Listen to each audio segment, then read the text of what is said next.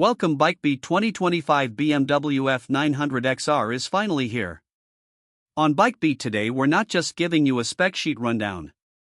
We're going to explore what this machine feels like to live with, how it stacks up against rivals, and why BMW is betting on it to be the sweet spot in the midweight sport touring world. Think of this as a deep dive, not a quick glance. So, settle in, picture the roads you'd love to take this bike on, and let's get started. When BMW first launched the F 900 XR a few years ago, it was pitched as a baby sibling to the mighty S1000 XR. The idea was to bring that aggressive, adventure sport DNA into a lighter, more approachable, and more affordable package. It worked, but not without some criticisms. Riders wanted better suspension adjustability, they wanted a bit less weight, and they wanted more features included as standard. With the 2025 update, BMW has clearly been listening, and while the changes might not leap out on paper, they add up to a significantly better machine. At its heart sits the familiar 895 cubic centimeters parallel twin-engine, liquid-cooled, DOHC, 8 valves, firing at a 270-degree interval that mimics the character of a V-twin. It puts out around 105 horsepower and about 93 Newton-meters of torque. Those aren't headline numbers in today's market, but the way this engine delivers them is what matters. The torque curve is broad and forgiving. You don't have to wring it out to the red line to get performance. Even in a higher gear, roll on the throttle and the bike pulls smoothly. That makes it especially suited to real-world riding, commuting through traffic, overtaking on country roads, or powering up steep inclines fully loaded with luggage. It's not about fireworks, it's about usable, everyday grunt. The gearbox is a 6-speed with a slipper clutch, which is light at the lever and smooth in operation. For those who want the modern convenience, BMW offers Gearshift Assist Pro, the quickshifter that lets you bang up or down the gears without touching the clutch. Once you've tried it, it's hard to go back, especially when you're hustling through twisty roads. The exhaust system has been refined too, with options for lighter silencers like Aquapovic, shaving weight, and adding a throatier note without breaking noise limits. Handling has taken a meaningful step forward. Previous versions were held back by suspension that offered little adjustment, but now the 43mm upside-down forks are fully adjustable preload, compression, rebound. Out back, the monoshock is adjustable too, and if you tick the option box for dynamic ESA, you get semi-active suspension that constantly adapts to the road and your riding style. This makes a huge difference, not just for sporty riding but also for touring with a passenger or luggage. Add to this the new cast aluminum wheels, which save almost 2 kilos of unsprung weight, and suddenly the XR feels livelier, quicker to respond, and more precise. A lighter lithium battery adds another small saving, bringing total weight reduction to about 3 kilos. On paper, not much. On the road, definitely noticeable. Fully fueled, it weighs in at 216 kilograms. That's competitive for its class, and more importantly, BMW has managed to balance that mass beautifully. At speed, the bike feels planted and confident. Through a series of bends, it tips in without excessive effort, and mid-corner it holds its line with composure.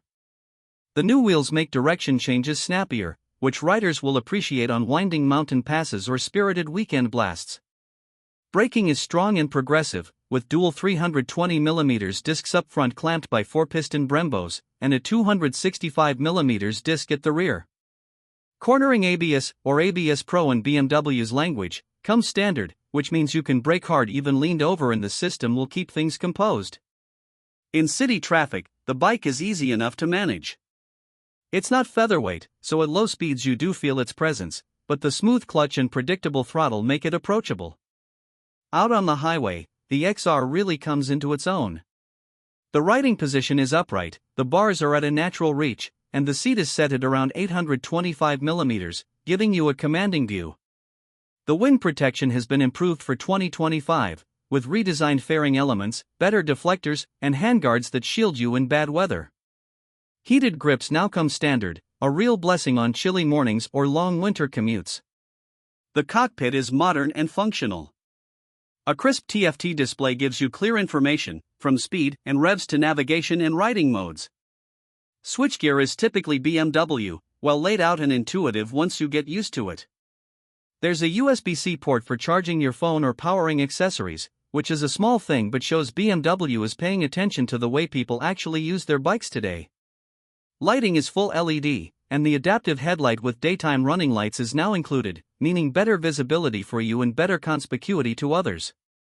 At night, the adaptive system helps light up corners as you lean, boosting safety and confidence.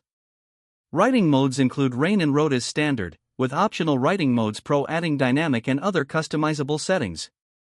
Traction control is also standard, helping keep the rear tire in line when conditions get slippery. Add in dynamic ESA and the quickshifter, and you've got a bike that feels very high-tech for its price segment.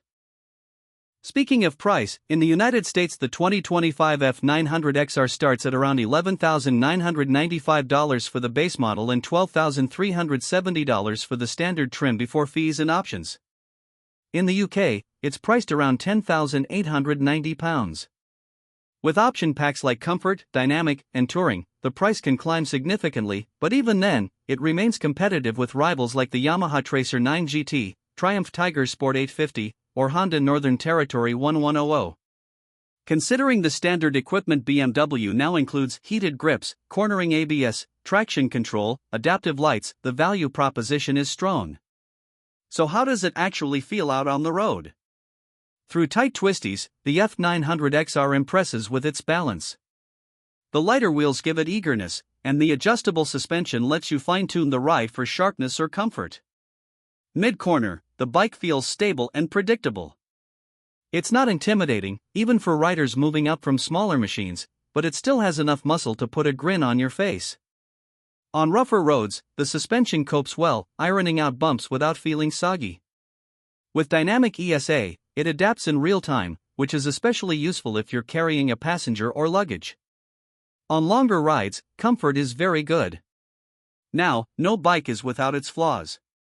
The parallel twin, while smooth and torquey, lacks the thrilling character of an inline-4 or the raspy punch of a triple. It does its job well but doesn't stir the soul in quite the same way. The fuel tank, at 15.5 liters, limits range compared to bigger touring machines, so you'll be stopping more often on very long trips. And while BMW has improved the value equation, the fact remains that many of the coolest features, the quickshifter, the Pro riding modes, dynamic ESA, are optional extras that can quickly push the price up. In some markets, BMW's servicing and parts are also expensive, which is something to keep in mind. But let's balance those criticisms with the strengths. The F900XR isn't trying to be everything to everyone. What it does very well. It delivers real-world performance in a package that's approachable yet premium. It looks the part with its sporty, aggressive design, it rides beautifully thanks to suspension and weight updates, and it's packed with technology that enhances safety and comfort. It's versatile, equally at home on a spirited Sunday ride, a weekday commute, or a week-long touring adventure. That's what makes it stand out. So, who is this bike for?